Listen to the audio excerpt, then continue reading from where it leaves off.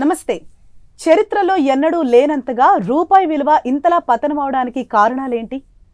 జనవరి కన్నా కూడా మొన్న మనం డిసెంబర్లో చూసాం. అంటే 90 రూపాయలకి పతనం అవ్వడానికి గల కారణాలేంటి? ఇది జనాల్లో కూడా రకరకాల ఆలోచనలు, భయాందోళనలు కూడా ఉన్నాయి. మరి ఈ పతనం ఇలాగే కొనసాగుతుందా, లేకపోతే ఎక్కడైనా ఆగే అవకాశాలు ఉన్నాయా?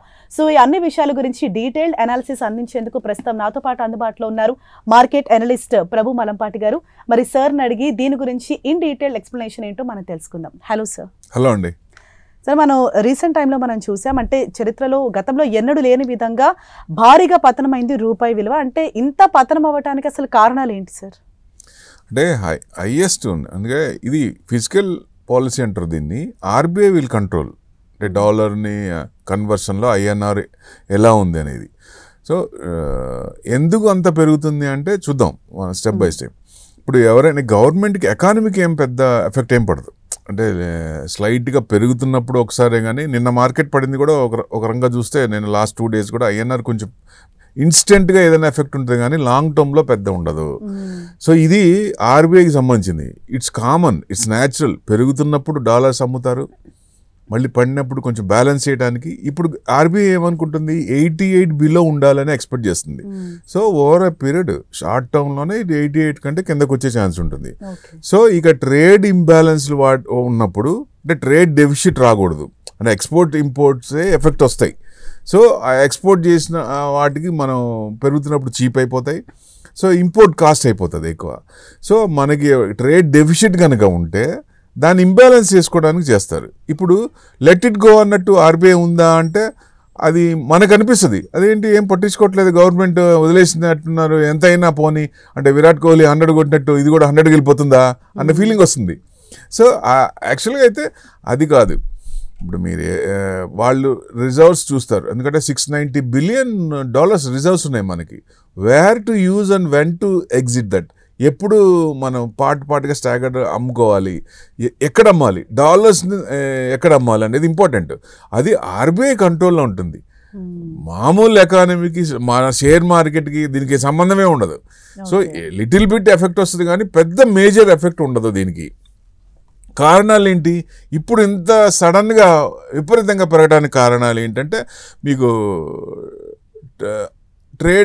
యుఎస్ ట్రేడ్ డీలు ఇది నెక్స్ట్ వీక్ అంటున్నారు, అది కంటిన్యూ పోతూనే ఉంది. అన్సర్టనిటీ కదా. సో ఆ ట్రేడ్ డీల్ అనేది కన్ఫర్మ్ కావాలి. మెయిన్ అది. ఇప్పుడు మేబీ ఈ మంత్ వాళ్ళకేంటి క్రిస్టమస్ మెయిన్ యుఎస్కి. సో డెఫినెట్గా క్రిస్టమస్ లోపలే మనం ఇండియా యుఎస్ ట్రేడ్ డీలు చూసే అవకాశాలు ఎక్కువ ఉన్నాయి. 10 to 15%. పీయూష్ గోయల్ గారు కూడా చెప్పింది 10 to 15% అవ్వచ్చు, లేదా 25%. 25% పెద్ద ఫరక్ పడదు, మనకేం ఇబ్బంది లేదు. సో 10 to 15% మిగతా కంట్రీస్కి ఇచ్చినట్టే ఇది కూడా కావచ్చు. ఇది నవంబర్లో వస్తుంది అనుకున్నాం, రాలే. డిసెంబర్లో వాళ్ళకి మెయిన్ క్రిస్మస్ కాబట్టి ఆ క్రిస్మస్ ముందు ఒక స్వీట్ ఇది కదా అన్నట్టు ట్రేడ్ డీల్ జరుగుతుంది. సో డెఫినెట్గా అది మంచి, అంటే ఎక్స్పెక్టేషన్ రేంజ్లోనే కుదరచ్చు అనేది ఎక్స్పెక్టేషన్. సో డెఫినెట్గా 10 to 15% అనేది మంచిదే మనకి. అంటే ఆ ట్రేడ్ డీల్ వల్ల కూడా దీనిపైన ఎఫెక్ట్ అయ్యే ఛాన్సెస్ ఉన్నాయి సార్? ఇప్పుడు ఉంటాయి కదా. ఇప్పుడు ట్రేడ్ డీల్ జరుగుతున్నప్పుడు మనకి డాలర్ ఐఎన్ఆర్ కన్వర్షన్ అవన్నీ కొంచెం కంట్రోల్ ఉంటాయి. సో మనకి ట్రేడ్ ఇంబ్యాలెన్స్ కాదు. సపోజ్ ఇప్పుడు వాళ్ళకి మనం కట్టాల్సింది, ఇప్పుడు మనం ఇంపోర్ట్ ఎక్కువ చేసుకుంటే ఎక్స్పోర్ట్ ఎక్కువ చేసుకుంటే ఇంబ్యాలెన్స్ అవుద్ది, ఎక్స్పోర్ట్ ఎక్కువ చేసినా ఇంపోర్ట్ తక్కువ చేసినా ఇంబ్యాలెన్స్ అవుద్ది. మనం వాళ్ళకి పే చేయాల్సి ఉంటుంది, వాళ్ళు మనకి పే చేయాల్సి ఉంటుంది. ఆ ఇంబ్యాలెన్స్ ఎలా కరెక్ట్ చేయాలి, ఎట్లా తీసుకోవాలి వాళ్ళ దగ్గర నుంచి? ఇప్పుడు ఒక కంట్రీకి మనం పంపించినప్పుడు వాళ్ళ నుంచి మనం ఏం తీసుకోమనుకోండి, అది ఎట్లా తీసుకుంటాం డబ్బులు? ఆ రిజర్వ్స్ అనేది వాళ్ళ దగ్గర మన రూపీ ఉన్నప్పుడు హౌ టు బ్యాలెన్స్ దట్. అందుకనే డాలర్ రిజర్వ్స్ ఇప్పుడు దాకా ట్రేడ్ ఎప్పుడు జరిగినా డాలర్ కన్వర్షన్లో చేశాం కాబట్టి ఆ డాలర్స్ రిజర్వ్ చేస్తాం. ఇప్పుడు ఏంటి, డాలర్స్ రిజర్వ్ చేసి డైరెక్ట్ కాకుండా డైరెక్ట్గా చేస్తున్నాం, మన కరెన్సీలోనే డైరెక్ట్ చేస్తున్నాం. ఎస్బీఐలో వాస్ట్రో అకౌంట్స్ ఓపెన్ అవుతాయి. వాస్ట్రో అకౌంట్స్ మన డబ్బులు దాంట్లో డిపాజిట్ చేస్తాం. ఏ కంట్రీకి అయితే చేస్తున్నామో, సపోజ్ చైనాకి అనుకోండి, దాంట్లో ఇది చేస్తారు. సో వితౌట్ ట్యాక్స్ వచ్చేస్తాయి మనకి. ఇప్పుడు యూఎస్కి డాలర్ ట్యాక్స్ కడుతున్నాం. సో ఫ్యూచర్లో ఉండాల్సిన పని లేదు. ఇప్పుడే దాదాపుగా 30-40% స్టార్టెడ్. యుఎస్ కానీ, మన చైనా కానీ, ఇండియా కానీ, రష్యా కానీ. సో డెఫినెట్గా ఇవందరూ స్టార్ట్ చేశారు. సో అంటే వెస్టర్న్ కంట్రీస్ నుంచి ఒక పవర్ అనేది ఏషియన్ కంట్రీస్కి మారుతోంది. మారుతున్నప్పుడు ఇట్లాంటివి వస్తాయి ప్రాబ్లమ్స్. పవర్ అనేది ఇదవుతుంది చూడండి. సో ఇప్పుడు దాకా పెద్దన్న పొజిషన్ అనుకున్నాం. సో చిన్నగా డిగ్రేడ్ అవుతుంది, డీడాలర్ వస్తుంది, డీఫేమ్ అవుతుంది. సో ఫ్యూచర్లో డాలర్తో పని లేదు, డైరెక్ట్గా అన్నప్పుడు అది తగ్గుతుంది. కాబట్టి కొంచెం ఈ ఎఫెక్ట్స్ అనేది సర్వసాధారణం. అవన్నీ సెట్ అయినప్పుడు మన ఓన్ కరెన్సీ లేకపోతే బ్రిక్స్ కరెన్సీ కనుక హైలైట్ అయినప్పుడు దెన్ ఇట్ విల్ ఆటోమేటికలీ అన్ని చేంజెస్ వస్తూ ఉంటాయి. సో ఇప్పటి నుంచి ఆ చేంజెస్ అనేది కీన్గా అబ్జర్వ్ చేసుకుంటూ ఉండాలి. మన ఈ ఎఫెక్ట్లో ఉంది కాబట్టి కొంచెం మనది పెరిగింది. అది కూడా గవర్నమెంట్ పట్టించుకోవట్లేదు అనే ఇబ్బంది పడాల్సిన పని లేదు. ఎందుకంటే జనరల్ ఎకానమీకి సంబంధించిన అంత ఎఫెక్ట్ ఏం రాదు. సో ఓన్లీ ఎక్స్పోర్ట్స్ అండ్ ఇంపోర్ట్సే ఇదవుతాయి. ఎక్కువ పెరిగినప్పుడు ఎక్స్పోర్ట్స్ చీప్ అవుతాయి, మనం ఎక్కువ కంట్రీస్కి పంపించవచ్చు. అది ఇంపోర్ట్ చేసుకునే వాళ్ళు దాని వల్ల ఇండియాకి ఎట్లాంటి భారం ఉండదు అని అంటారా సార్? అంటే ఇంపోర్ట్స్ వల్ల ఎక్స్పోర్ట్స్ ఇంపోర్ట్స్ వల్ల ఏమవుతుంది, ఆ ట్రేడ్ ఇంబ్యాలెన్స్ అవుతుంది అంతేగాని మిగతా మనకి ఎకానమీకి జీడిపికి ఎలా తీసుకుంటాం? డొమెస్టిక్ పారామీటర్స్ తీసుకుంటాం, అవుట్ సైడ్ తీసుకోవడం. బట్ రూపీకి ఏంటి, ఇంటర్నేషనల్ ఉంటాయి కదా. So that's the difference. అందుకని పెద్ద ఎఫెక్ట్ ఉండదు. మామూలు అంటే నీ జర్క్ రియాక్షన్ అంటాం. నీ జర్క్ రియాక్షనే రావచ్చు కానీ అమ్మో ఇప్పుడు జీడిపి బాగా తగ్గిపోతే మార్కెట్ పడిపోవడం, ఇప్పుడు డాలర్ ఐఎన్ఆర్ బాగా పెరిగిపోతే బాగా తగ్గినప్పుడు ఎఫెక్ట్ వస్తుంది అనేది పెద్ద ఎఫెక్ట్ ఉండదు.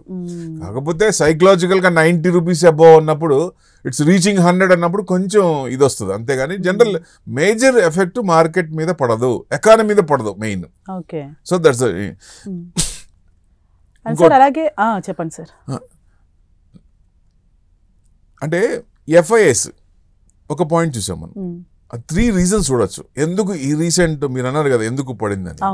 సో రీజన్స్ చూస్తే సెకండ్ రీజన్ ఎఫ్ఐఎస్ కంటిన్యూస్గా ఈక్విటీ మార్కెట్లో అమ్ముతూనే ఉన్నారు. సో మనీ అనేది పోతూనే ఉంది, బయటికి పోతూనే ఉంది. అంటే వాళ్ళు ఏం చేస్తారు, ఇండియన్ రూపీలో మార్కెట్లో పెట్టి బయటికి తీసుకెళ్లేటప్పుడు డాలర్ కన్వర్షన్ చేసుకుంటారు. సో డాలర్ డిమాండ్ పెరుగుతుంది, సో ఐఎన్ఆర్ తగ్గుతుంది. ఎప్పుడు తిరుగుతారు వాళ్ళు మళ్ళీ యూటర్న్ మార్కెట్. అంటే ఒక రకంగా చూస్తే ఐపీఓస్ ఇప్పటి ముప్పటికి వస్తున్నాయి. ఆ ఐపీఓస్లో ఇన్స్టెంట్ గెయిన్ కోసం అక్కడ కొంత పర్సంటేజ్, ఒక 50% దాకా ఉన్నారు, కొంత డాలర్ కన్వర్షన్ చేస్తున్నారు. కాబట్టి డాలర్ డిమాండ్ పెరిగింది, ఐఎన్ఆర్ కొంచెం తగ్గింది అనుకోవచ్చు. This one of the reason. ఇది సెకండ్ రీజన్ అనుకోవచ్చు. థర్డ్ వచ్చేసి ట్రేడ్ డెఫిసిట్. మనం అనుకున్నట్టే ట్రేడ్ ఇంబ్యాలెన్స్ అవుతున్నప్పుడు ఈ 3 కారణాలు. సో మెయిన్ అందుకనే కానీ పెద్ద ఎఫెక్ట్, వేరే ఎఫెక్ట్ ఉండదు. డెఫినెట్గా గవర్నమెంట్ కూడా అంత ఇమీడియట్గా దాన్ని తగ్గించాలి అనేది ఉండదు. ఆర్బీఐ కంట్రోల్స్లోనే ఉంటాయి. రిజర్వ్స్ ఉన్నప్పుడు ఆ రిజర్వ్స్ని ఎలా వాడాలి, దాన్ని ఎలా కంట్రోల్ చేయాలి, అతి తొందరలోనే 88 బిలో వస్తుంది. మనం గమనిస్తే 88 బిలో ఎక్స్పెక్ట్ చేస్తుంది ఆర్బీఐ షార్ట్ టర్మ్లో. So it will come down. అంటే ఈ పతనం అన్నది ఆగుతుంది, షూర్గా ఆగుతుంది. ఎందుకంటే మరీ 100 రూపీస్ కంటే ఇంకా మరీ టూ మచ్ కదా, మనం బాగా ఇబ్బంది పడతాం. ఎక్స్పోర్ట్ ఇంపోర్ట్ బాగా ఇబ్బంది పడుతుంది.